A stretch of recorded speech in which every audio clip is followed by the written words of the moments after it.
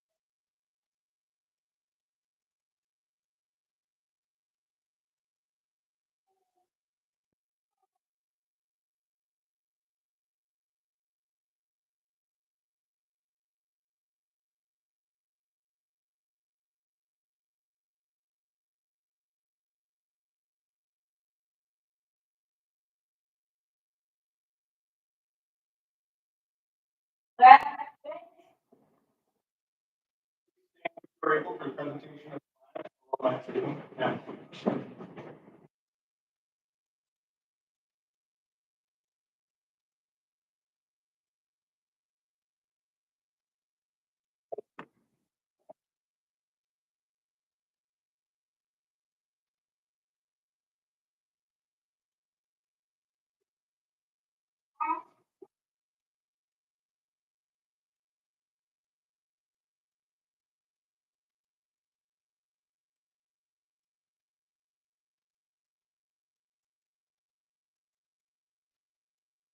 Deal.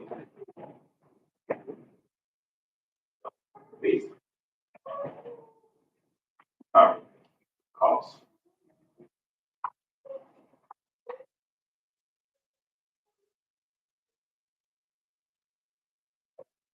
Reason. Calls.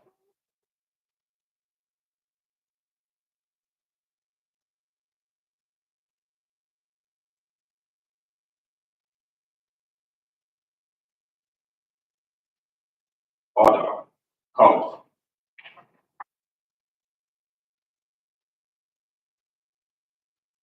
Order. Calls.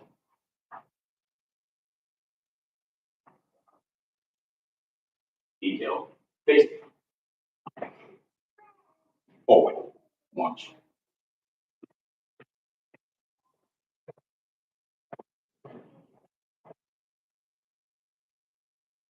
Detail. On. Ready. Base. Detail. Static. Post. Calls. Static. Reason. On. Order. On. Ready. Base. Forward. Launch.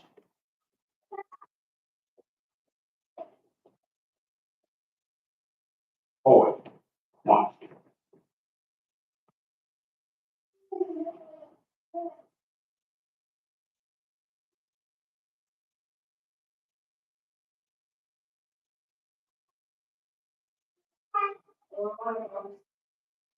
And you see why the dawn's early light, what so proudly we hailed,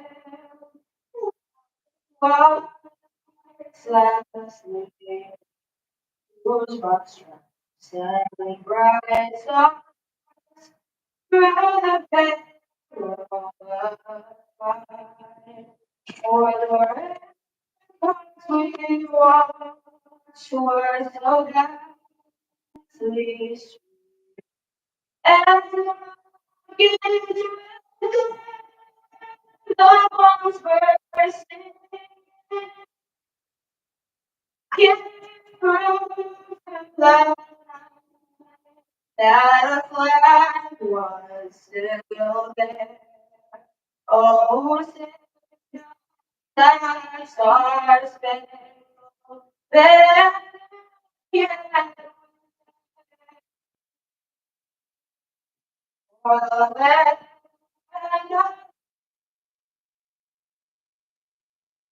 and the home of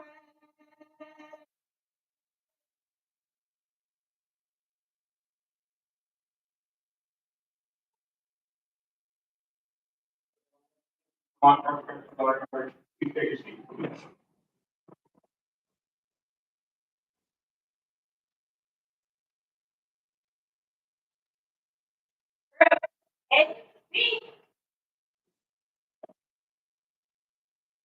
Good morning. My name is Jim Boyer, Director of the Office of Professional Standards and Compliance. I would like to welcome you to the 176th Professional Academy. All of you for coming supporting here today. I would like first to introduce the panel to you. Nicholas Demo, Representative Carr, Chief Operations Al Cormier, Director of Facility Operations Travis Denton, Superintendent for domestic abuse. They only need 6 weeks of training for new correctional officers. In the last 6 weeks, they found academically and intellectually. Correctional academy is the intensive course that tests individuals through a mixture of classroom instruction, practical exercise, and intensive social interaction. Today's new officers and rescues not only join the ranks of the Vermont Department of Corrections family, but also to serve the citizens of Vermont. It would have been possible without the selfless service of the superintendents, managers, staff who made today possible. Through their efforts, these new officers are prepared to begin their new careers in the Department of Corrections. I would like to thank trainers, administrators, and all other support staff that dedicated their time to making today a reality. There have been many achievements in the past 6 weeks for these new officers.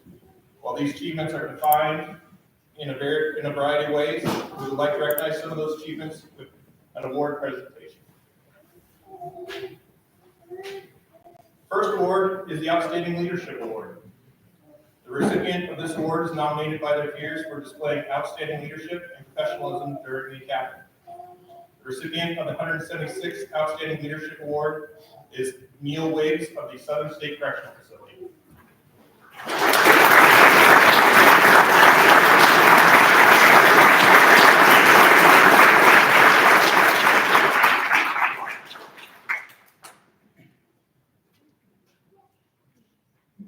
The next award is the Class Valedictorian Award. The Class Valedictorian Award is awarded to the graduate who has the highest GPA over the 6 weeks of training. With a GPA of 99.5, the 176th Class Valedictorian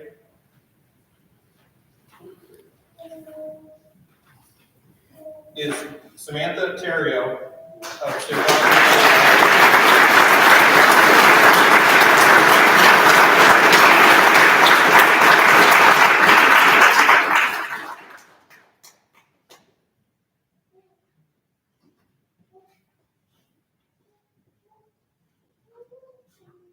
The final award is Class Speaker. The Class Speaker is chosen by the peers and is chosen to speak for their class. The 176th Class Speaker is William Anderson of the Chittenden Regional Correctional Facility.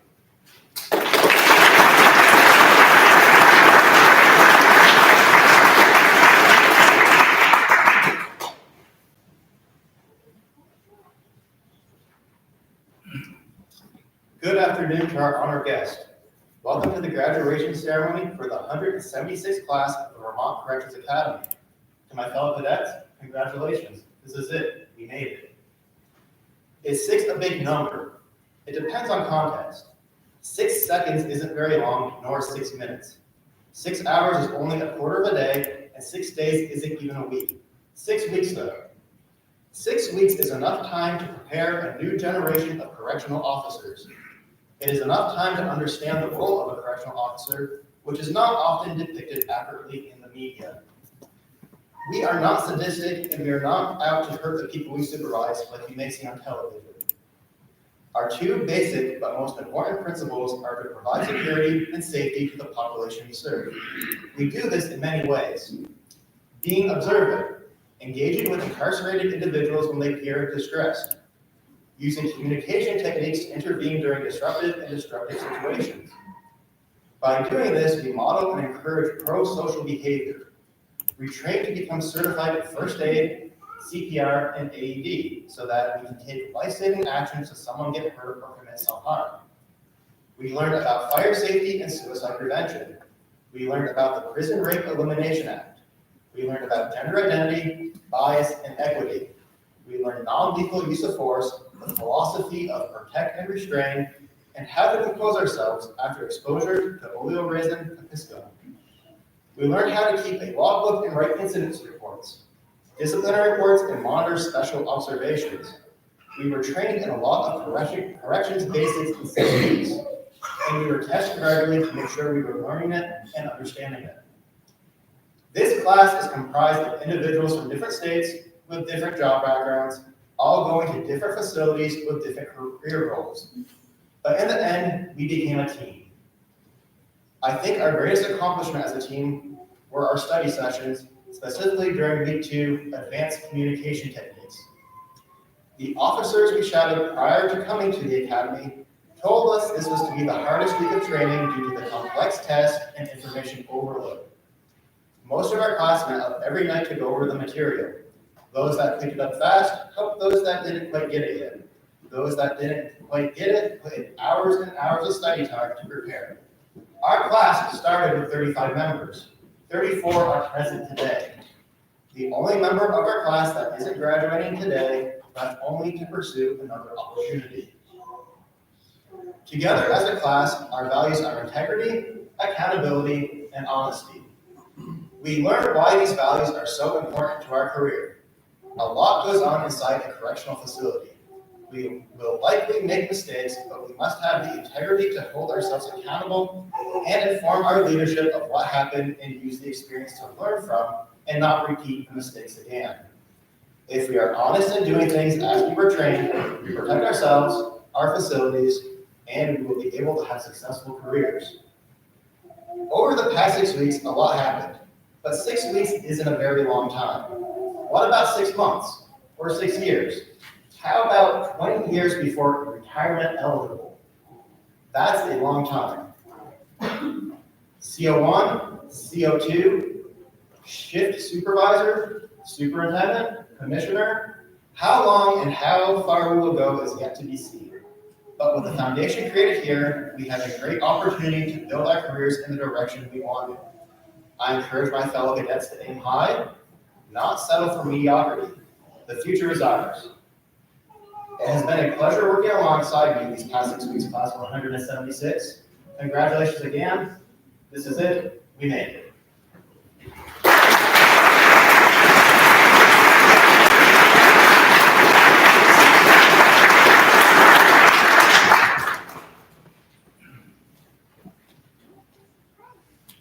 Next, I would like to introduce the Commissioner of Corrections, Nicholas Evans.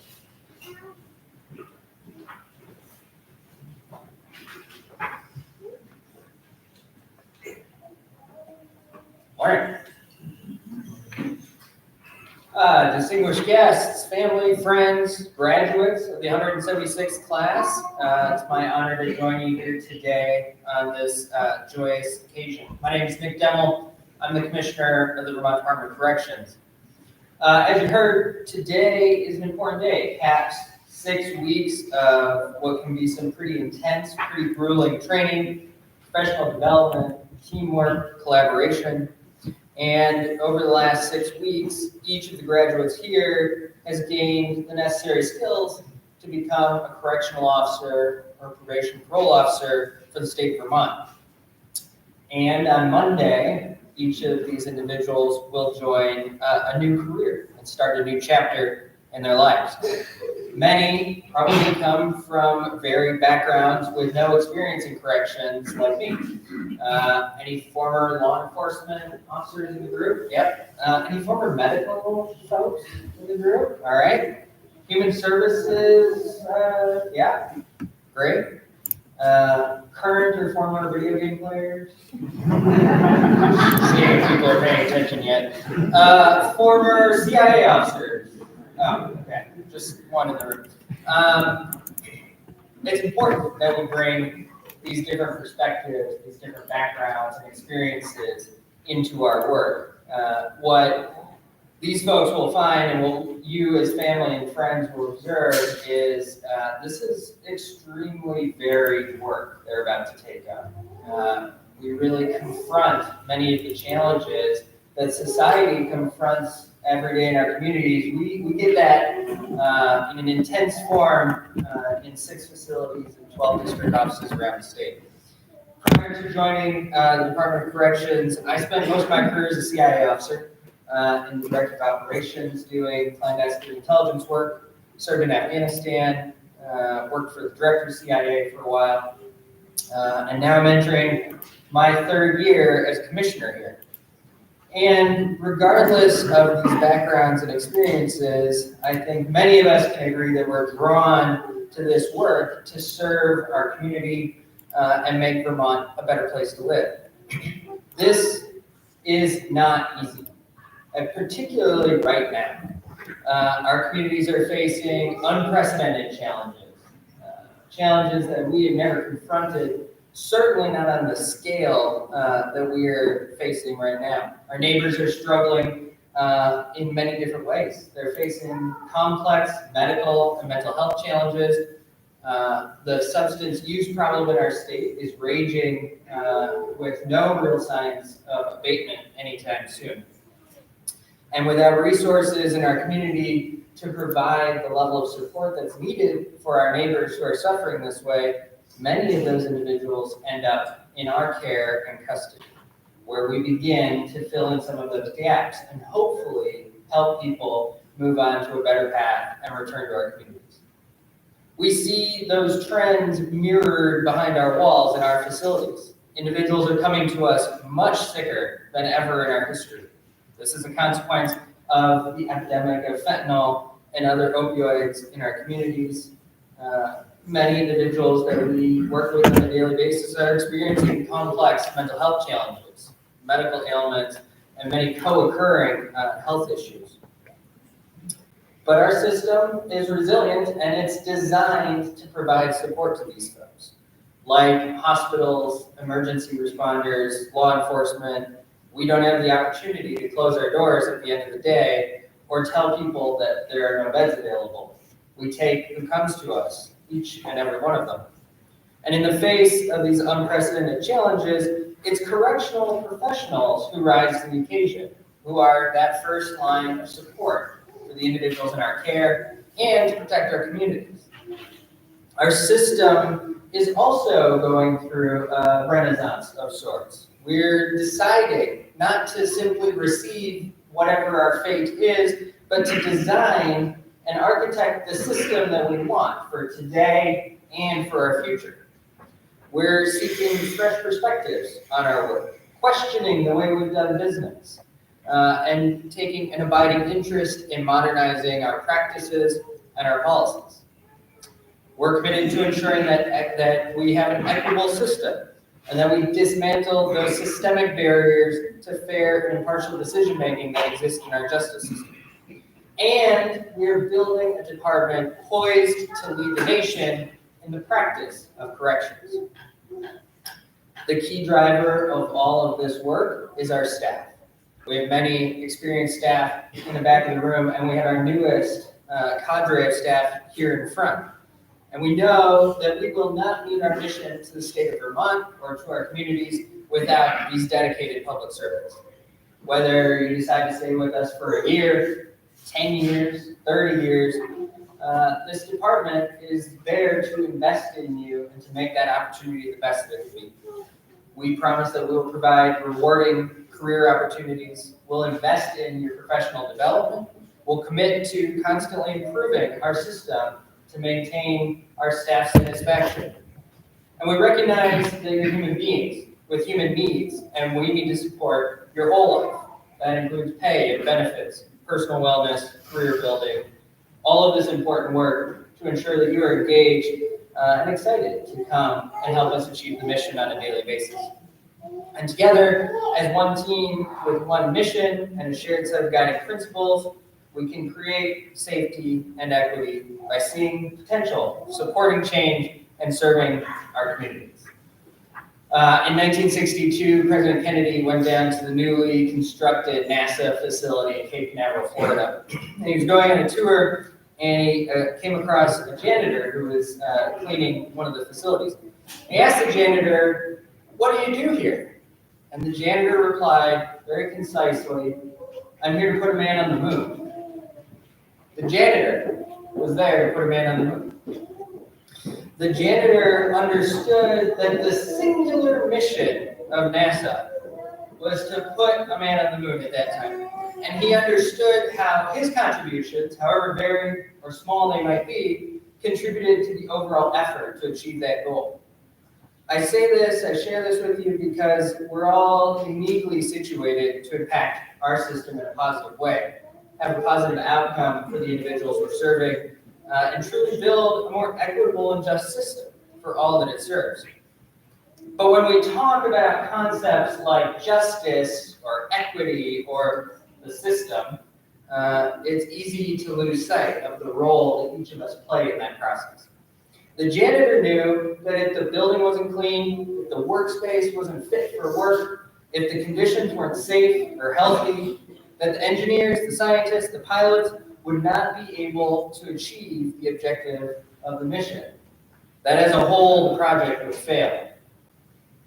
Each of us has a unique role to play. Each of us is critical, and our work in our effort to improve this system and get better outcomes for those that are coming to us falls on all of our shoulders. And it's important to keep that and hold on to that in our daily work, because it's easy to drift and let that slip away. But remember, you have an opportunity to improve the lives and improve the trajectory of our state. That's an impressive burden to carry, but one that I know after these last 6 weeks, all of you are equal to the task. So let me close by just saying this: to the family, the friends who are gathered here, and those who couldn't be with us, you should be proud of what these graduates accomplished over the last 6 weeks. These men and women sitting here are public servants in the truest sense of the word. And they are going to need your love and support now and tomorrow and the next day more than they needed it to this point.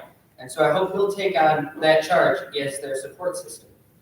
And I know firsthand what it's like to serve in some pretty difficult situations. The place you go first is back to family for support.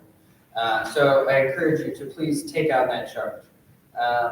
I think you'll find that supporting them is easy, loving them continues to be easy as it was, because they're out there doing really virtuous work. So thank you to the family and friends for their support, to the graduates for stepping up and answering the call to service, and I am excited to watch as you begin to embark on what can be a pretty exciting and varied journey.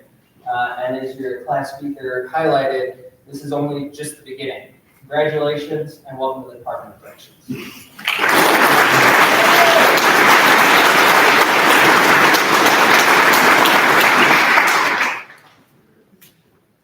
Thank you, Commissioner. I would now like to introduce Representative Tristan Robbins.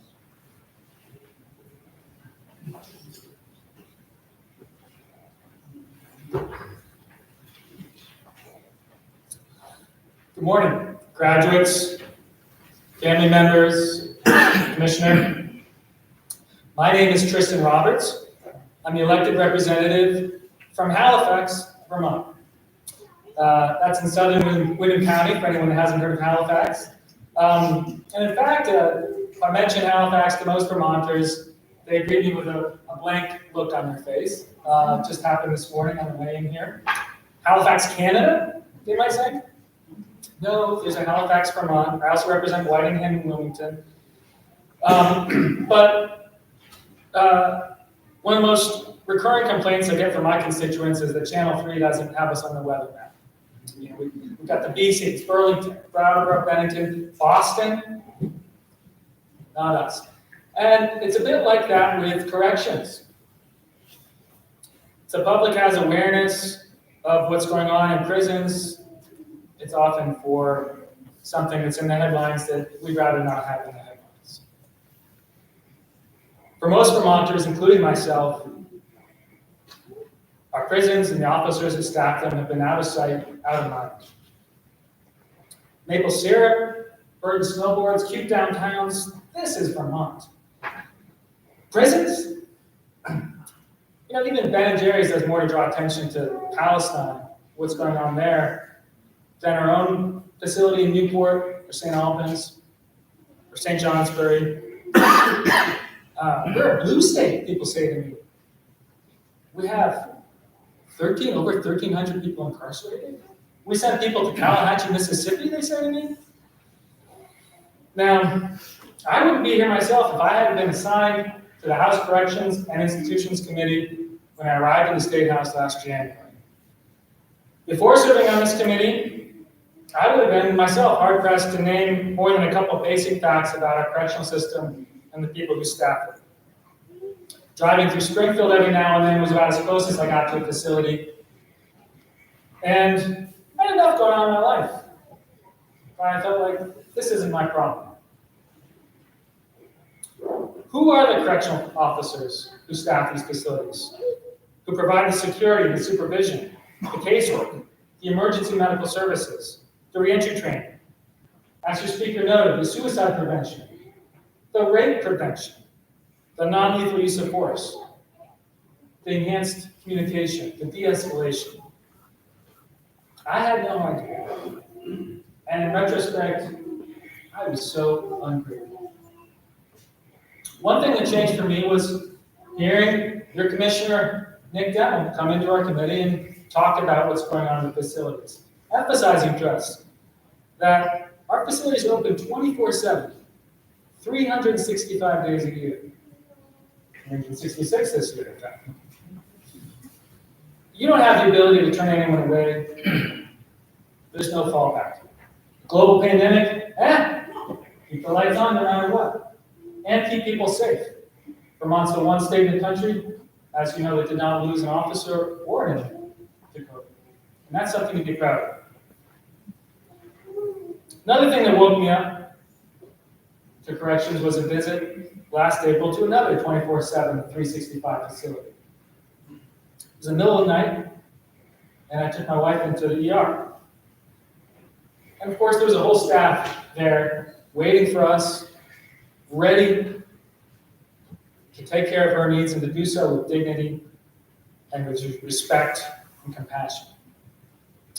And I felt so grateful. Just something about me, I can scarcely go into an ER or a hospital or a lot of facilities like that without just going around and thanking everyone for their service. I've been in there enough and been taken care of enough to just feel so much love in my heart when I'm in the hospital. And that was when it really hit me. Even though I sincerely hope that I never see any of you taking me into a correctional facility in the middle of the night, I'm grateful that you're there doing that work. And I owe you all that same level of gratitude that we all owe to our frontline healthcare workers, our teachers, our nurses, everyone that keeps America and Vermont running, including our correctional officers. We owe you our deep gratitude. Thank you. Thank you. All of America and Vermont, whether or not they know it, owe you that thanks. And that's why I asked the Commissioner to come and speak to you here today, just to thank you for the journey you're about to take. And as has been alluded to, there are challenges in your profession, so I also want to come here and offer my encouragement. You've made a smart move. This is a really solid career path. In the legislature, working with DOC, the administration, we're offering you competitive salary and benefits. We're doing our best to fill the ranks and staff facilities so you have good working conditions and reasonable hours. But let's face it, there's other jobs you can go to where there's not a steel door slamming shut behind you when you walk in.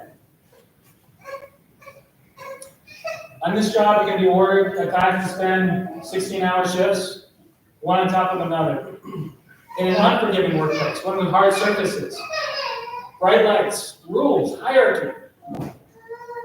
On top of that, there are people who don't respect you and may even pose a threat to your life at times. You'll likely encounter violence. You'll hear horrible stories. You'll see things you'd rather unsee.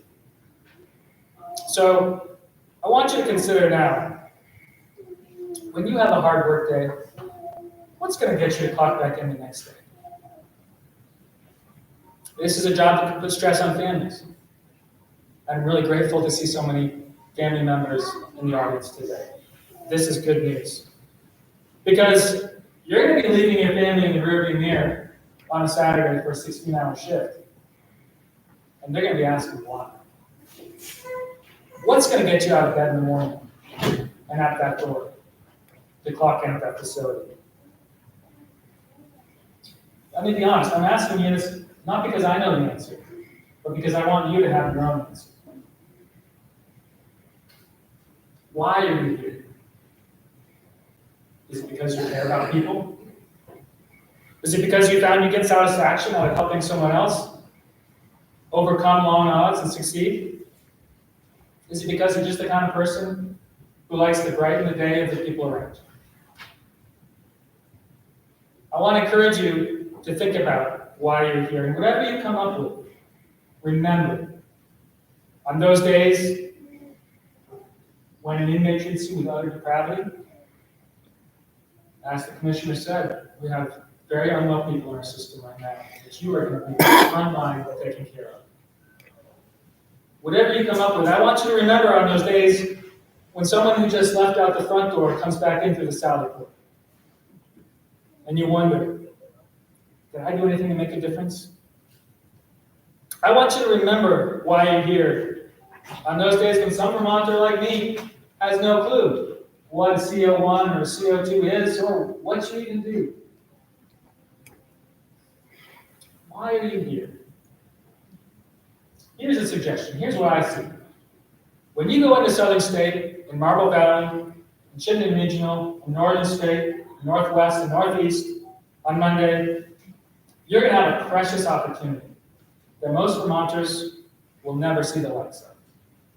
You'll be in a position to reflect the inherent dignity of someone who may never have experienced that in their life.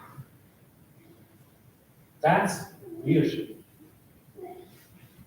Now, whether those people respond with dignity, deserving of what you're offering, we know that's not always going to happen, and that's actually not the point. I know this well as an elected official. Sometimes people take it upon themselves to say the nastiest things to me, just because I'm in office. I don't know why. It just happens. And how do I respond? Well, sometimes I'm cranky. I get frustrated. But then I remember why I'm here. And that is to express my highest values of respect, dignity, and unconditional love. So I ask you again, why are you here? I believe in you. And I believe that just in showing up to work and doing your best, you will be providing Vermont with the most valuable service I can imagine. Through your actions, you are telling not only the inmates, but the victims, the families of victims, everyone affected by criminal activity, you are living the truth that we can and we will interrupt the cycle of violence and do that proudly right here in Vermont's correctional facilities and with our field supervision and our community partnership. Congratulations on this exciting opportunity you're about to undertake, and thank you for your service. All of Vermont and all of America salutes you. Thank you.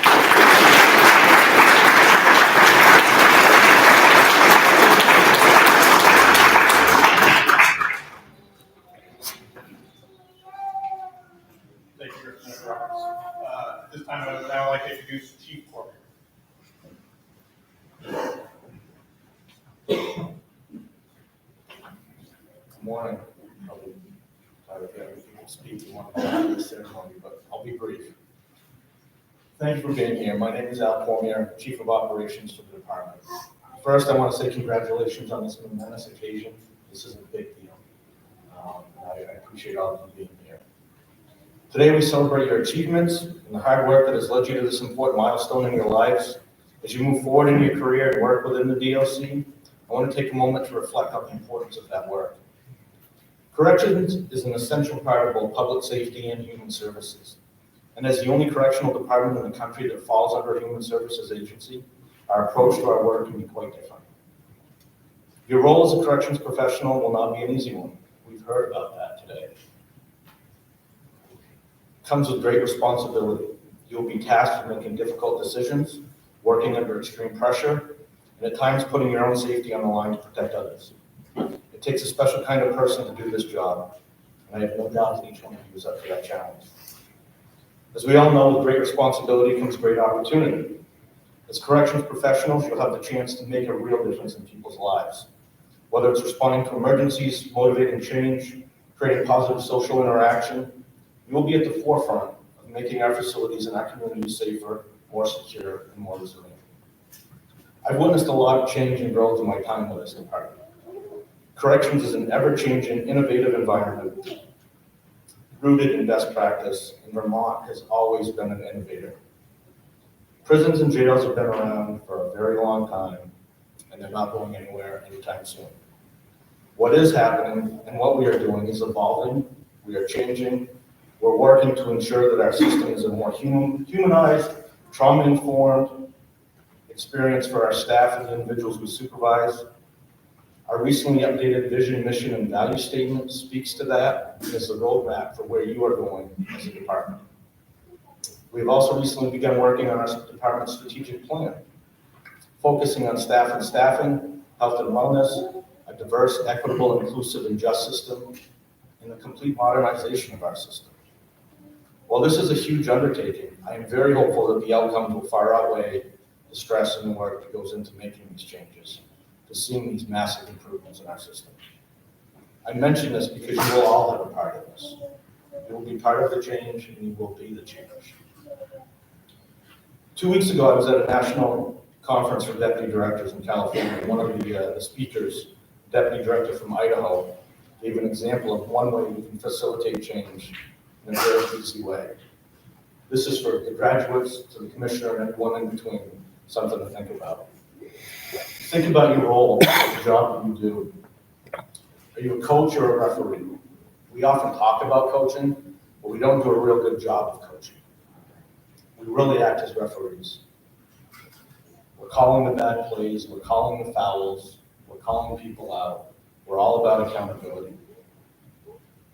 As the coach, though, you can support the bad plays.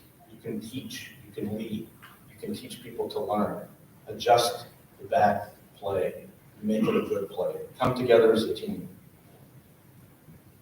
We can learn, and we cannot penalize. We can grow.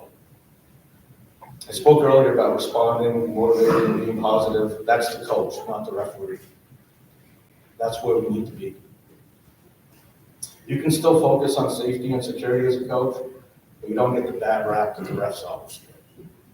Something to think about as we continue improving our system and moving forward with our strategic plan. As you embark on your careers, I'd ask you to remember that work is not just a job. To answer Representative Roberts in the broadest way possible, it is a calling. This job, this work, it is a calling. It requires dedication, perseverance, and a deep commitment to the well-being of others.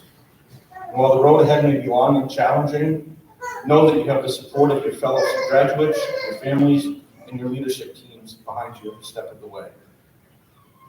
You will soon receive your certificates, take your oath, and when you leave here today, you will be corrections officers, probation and parole officers, community correctional officers. You will be referred to as those titles every day. You will probably refer to yourself as correctional officers or probation officers or community correctional officers. When people introduce you to others, they will probably introduce you as a correctional officer or a probation officer. It's not just a title, it is what will define you from this day forward. Be proud of your career, your facility, your regional offices, your team, yourselves. You are corrections professionals in an ever-changing, progressive, and rewarding career. I say to you, the audience, be proud of these new officers. They are sitting here because they've shown a willingness to learn, to grow, to sacrifice, and are willing to respond to our every crisis and situation. They are our sons and daughters, brothers and sisters, moms and dads, husbands, wives, partners, and our neighbors. They are the 176 graduating class of the Vermont Department of Corrections. Go back to your facilities and your offices. Be the best correctional professional that you can be. Don't be afraid of the change. It will continue to come. Embrace that change, learn from that change, and improve upon yourself because of that change. Take advantage of these career opportunities that await you and make the most of this career. You are the future of this department. Thank you.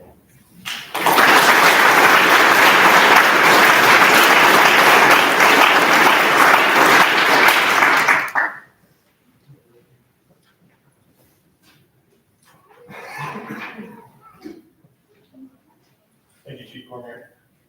At this time, we will begin the certificate presentation, followed by the admission of the professional oath.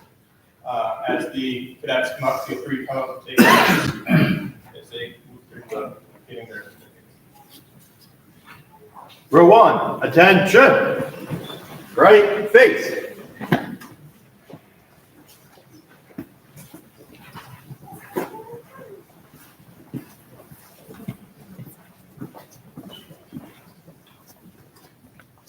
William Anderson.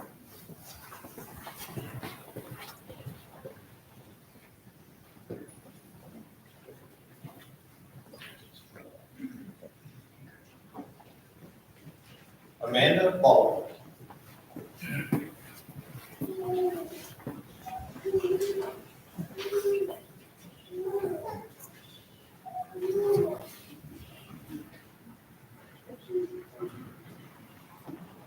James Bennett.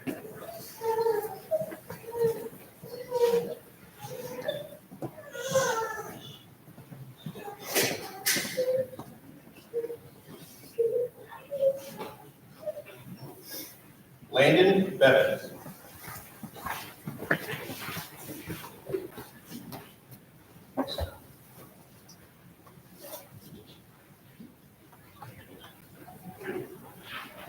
Madison Purnell.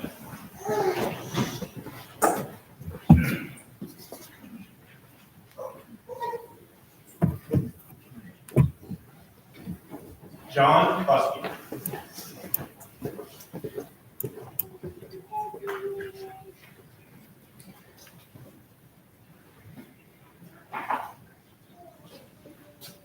B. Cow.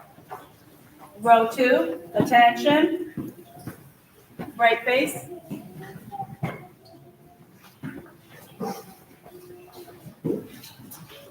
Eden Kudrow.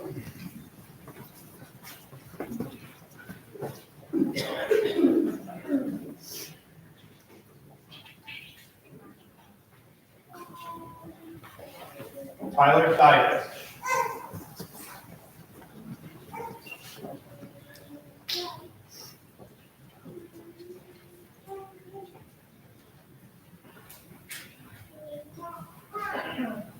Almendina Joseph.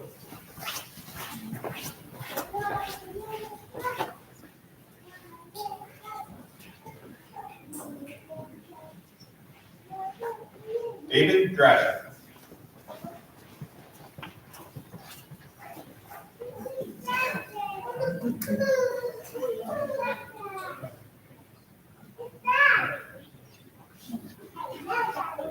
Heather Fenton.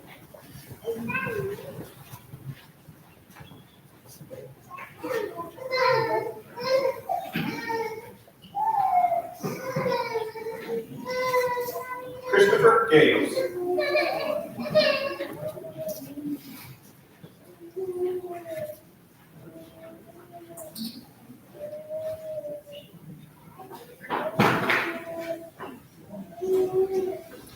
Jasmine Hanson.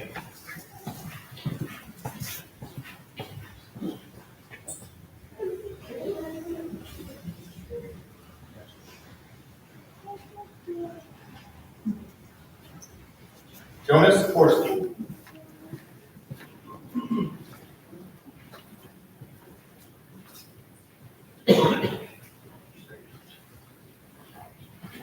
Jonathan Lanu. Row three, attention. Right face.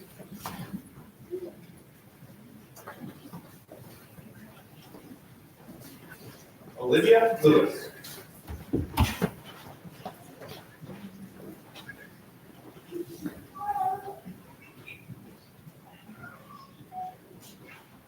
Jesse McGrath.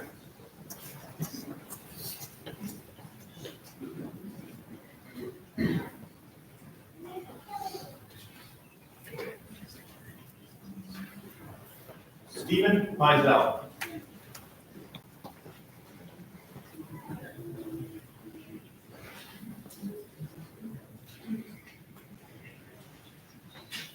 Michael Morales.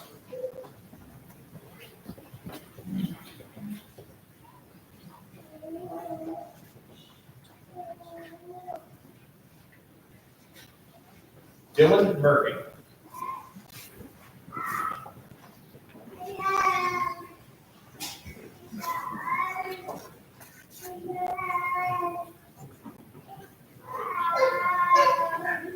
Adam Perkins.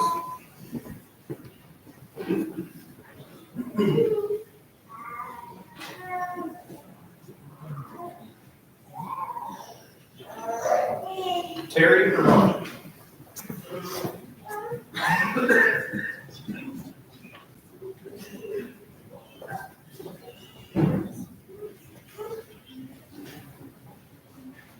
Jose Ramirez.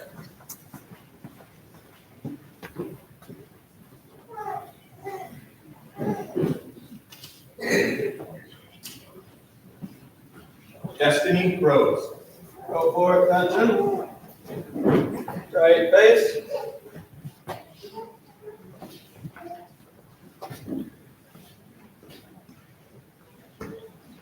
Roy Robinson.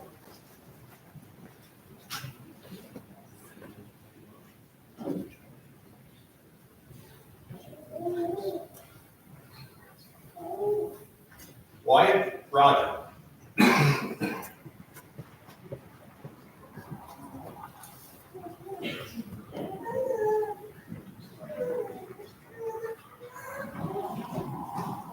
Stephen Saxon.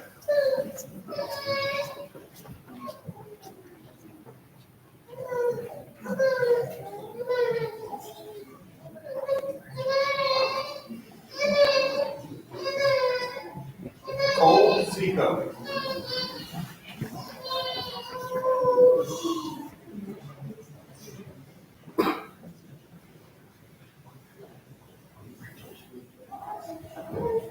Thomas Siegfried.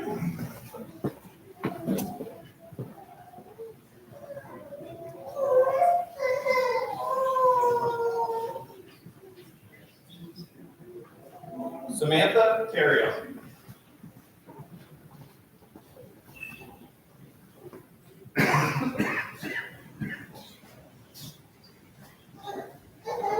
Samantha Timpanero.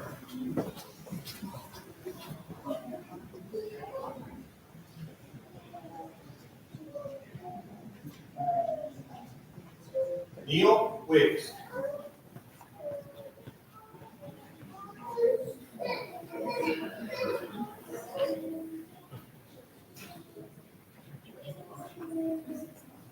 Jenna St. Pierre.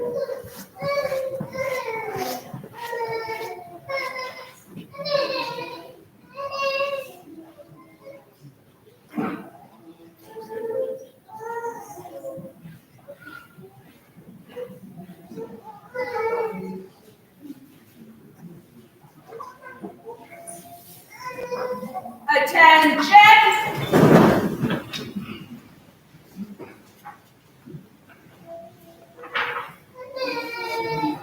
Distractions, right? All right, good.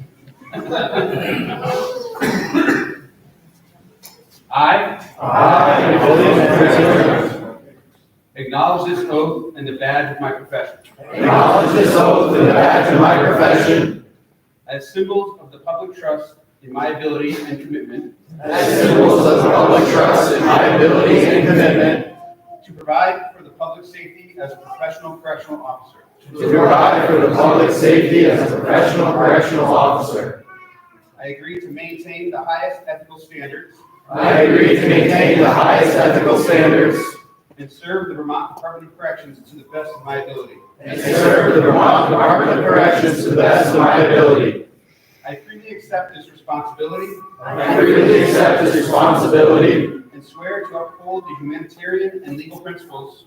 and swear to uphold the humanitarian and legal principles Of the corrections profession throughout my career. of the corrections profession throughout my career.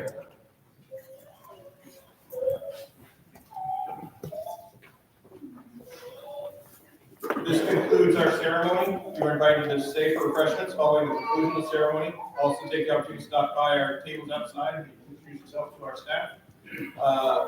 Congratulations to the 176th. Ladies and gentlemen, if you please stand if you're able as we will begin our class reception.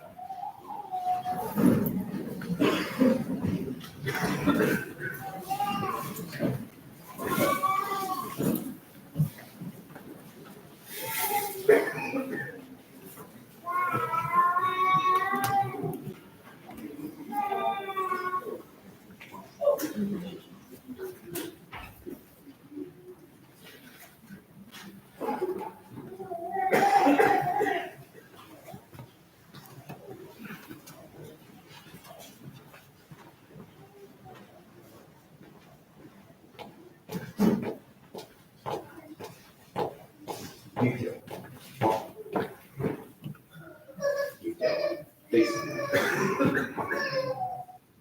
Ready. Step. Retreat. Count. Ready. Step. Face. Forward.